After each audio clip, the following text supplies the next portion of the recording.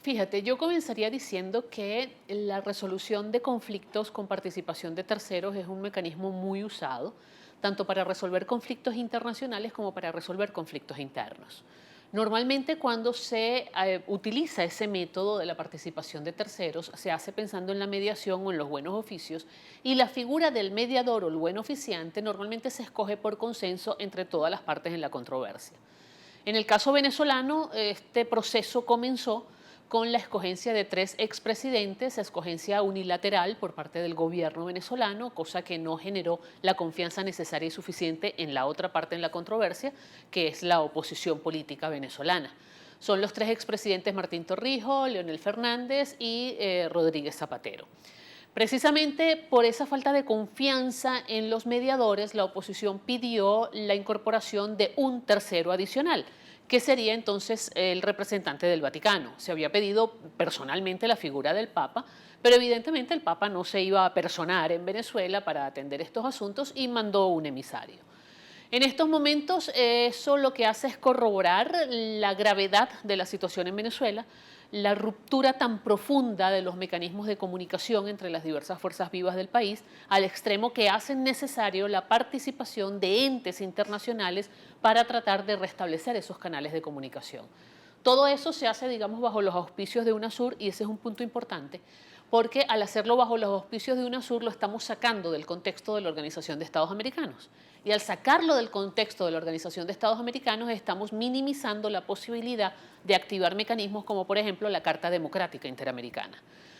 El gobierno de los Estados Unidos y el Vaticano deben tener información acerca de la verdadera intención del presidente Nicolás Maduro que el resto de los venezolanos e inclusive la Mesa de Unidad Democrática no conoce. La presencia de Thomas Shannon en días recientes en Venezuela, según el gobierno, sorpresiva. Yo realmente no creo que haya sido muy sorpresiva, así como la visita de Nicolás Maduro al Vaticano, son dos elementos que hay que incorporar en este análisis. Evidentemente, la visita de Nicolás Maduro al Vaticano sí fue sorpresiva para el Vaticano, no lo esperaban, tan es así que fue recibido sin los protocolos correspondientes a un jefe de Estado, fue recibido inclusive en una sala alterna, no es en la sala donde normalmente el Papa recibe a los jefes de Estado, y nos hace pensar la manera como se dio esa reunión, que algo fue a plantear o a pedir el presidente Nicolás Maduro. Evidentemente el que estaba interesado en la conversación era el presidente Nicolás Maduro, no el receptor, que fue el Papa. ¿Qué fue lo que planteó Nicolás Maduro? Pudiéramos caer en el terreno de las especulaciones y hacer muchísimas conjeturas. Pero todo pareciera indicar, por lo menos con el análisis que nosotros hemos hecho, que lo que se habló en el Vaticano tiene mucho que ver con la presencia inclusive de Thomas Shannon en Caracas.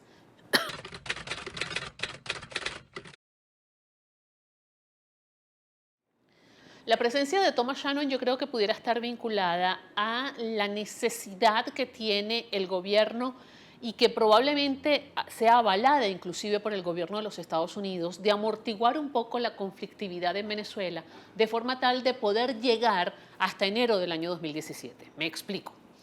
El gobierno venezolano le interesa llegar a enero del año 2017, porque ya a partir de enero del año 2017 una ausencia absoluta del jefe de Estado es suplida por quien sea vicepresidente. Eso es lo que dice el texto constitucional. Eso por una parte. Por otra parte, yo creo que tanto Estados Unidos como el Vaticano deben estar absolutamente conscientes de que un cambio radical en el gobierno en Venezuela generaría gravísimos problemas y grandes perturbaciones para la gobernabilidad a futuro. Me explico. El presidente Nicolás Maduro o cualquiera del Partido Socialista Unido de Venezuela no puede definitivamente gobernar Venezuela unilateralmente, o sea, ellos solos, solamente el PSUV, porque el nivel de conflictividad que se ha generado en el país no lo permite. Ya hay un altísimo nivel de ingobernabilidad para el actual gobierno del presidente Nicolás Maduro. La oposición está sumamente activa y difícilmente la oposición va a abandonar la calle y va a ceder en sus demandas y en sus exigencias si persiste un gobierno del Partido Socialista Unido de Venezuela. Por otra parte, si hubiera un quiebre absoluto y se produce un gobierno completamente de oposición, también sería previsible una altísima ingobernabilidad, porque quienes hoy son gobierno pasarían a ser oposición y tomarían una actitud absolutamente activa también en la calle, muy demandante, que nos generarían 2 años de muchísima inestabilidad en el país.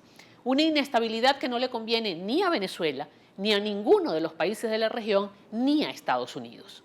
Lo más, digamos, deseable para el gobierno de los Estados Unidos sería que la situación en Venezuela se lograra resolver por la vía de un acuerdo entre gobierno y oposición y la conformación de un gobierno con participación mutua, por decirlo de alguna manera, con participación de algunos elementos de la oposición, por ejemplo, en el gabinete ejecutivo, que diera la garantía de la rectificación en áreas tan sensibles como, por ejemplo, el área económica, lo que tiene que ver con la política económica y la política exterior.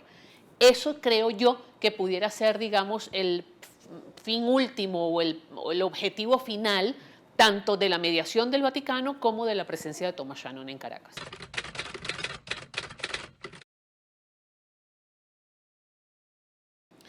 Mire, en el caso de Venezuela estamos hablando de una confluencia de muchos elementos. Evidentemente el aspecto económico es un aspecto importante, la perturbación económica en Venezuela, la crisis económica en Venezuela genera perturbaciones en toda la región. La crisis económica en Venezuela inclusive genera fuertes repercusiones en los Estados Unidos. Nosotros tenemos en estos momentos una inmensa ola de migrantes que van fundamentalmente hacia el territorio estadounidense y generan allá, digamos, una serie de demandas que de alguna manera alteran la cotidianidad, el sistema social e inclusive la estructura económica de alguna forma de los Estados Unidos. Eso por una parte. Por otra parte, la crisis económica que vive en Venezuela genera una profunda perturbación dentro de la región, dentro de América Latina y dentro del Caribe. No olvidemos que durante los años de bonanza petrolera, Venezuela se convirtió prácticamente en un pilar de sostén de varias de las economías de la región. Muchas de esas economías pueden comenzar a sentir el fuerte impacto de la falta de la ayuda venezolana. Además de eso, digamos, la situación de ingobernabilidad y sobre todo de conflictividad social en Venezuela es un elemento de perturbación para la región. Es un reto, además, para instituciones como la Organización de Estados Americanos, que se ha comprometido a honrar y defender y promover la democracia, a honrar, defender y promover, por ejemplo, los derechos humanos, y ver cómo uno de los países miembros de la organización está en estos momentos en esta inmensa perturbación. Además, es un problema muy serio, inclusive para la justicia a nivel internacional, porque ya varios de los casos que tienen que ver con violaciones de derechos humanos han llegado a instancias como la Corte Penal Internacional. Es decir, es un reto para la institucionalidad formal internacional y es una perturbación para la estabilidad de la región.